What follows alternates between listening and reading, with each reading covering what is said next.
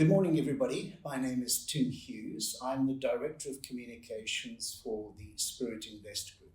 Today, I want to talk to you about the outcome of the May 2024 national and provincial elections.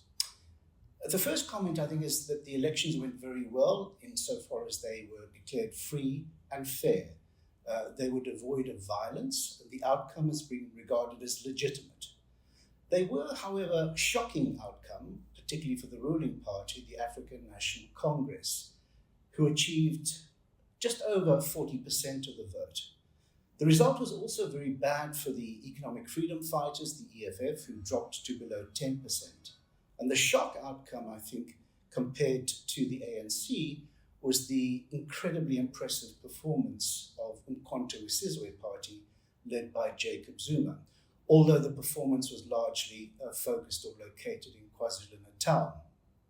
The Democratic Alliance achieved just over 21%, so it's recovered some of the ground it lost in 2019.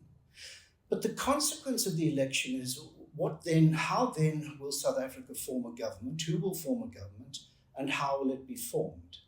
So we can know that within 14 days of the election result being announced, Parliament has to convene, the MPs get sworn in, they form an electoral college, and a president is elected. Constitutionally, if the president is not elected, an election has to be called within 90 days. That's most unlikely. And it is more than likely that President Ramaphosa will be re-elected, albeit a rather weak and possibly lame duck president. The challenge ahead of him is to form a government, a coalition government, and principally with whom? And this is the definitive point or the outcome of the elections. There are broadly 2 to 3 options open to the president. Constitutionally, he could form a minority government. The ANC could form a minority government and rule.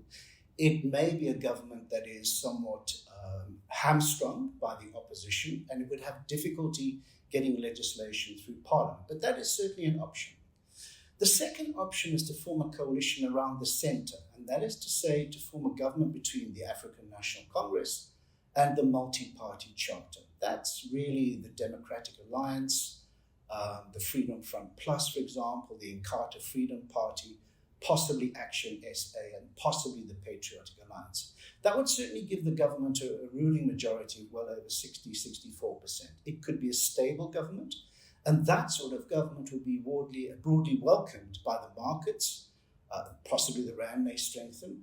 It would be good for business. It would be good for stability. It would, however, be opposed by the ANC's alliance partners, the South African Communist Party, and of course COSATU. And therefore it could cause problems for the ANC internally and for President Ramaphosa in particular. The other alternative that is feasible is that the ANC forms a government with more left-leaning and populist parties, particularly the economic freedom fighters, the EFF, and 1 or 2 others.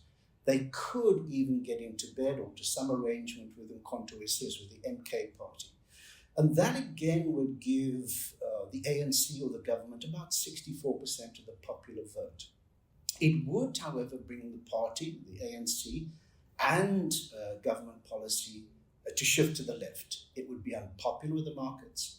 It may well weaken the rand. It may be bad for bonds, certainly bad for business as far as we can see, because nationalization, expropriation without compensation, these type of policies, even in the case of MK, there is an undertaking to get rid of the constitution. And that clearly is a threat to the rule of law, democracy, and constitutionalism in South Africa. So when will we know the outcome? Well, currently, this week, there are negotiations between the ANC and the relevant parties, and we'll have some idea about the possible configuration. Don't count out the possibility of a government of national unity. So in 2 weeks' time, Parliament will convene, the MPs will be sworn in, they will elect the president, and shortly thereafter, we'll know the composition of government.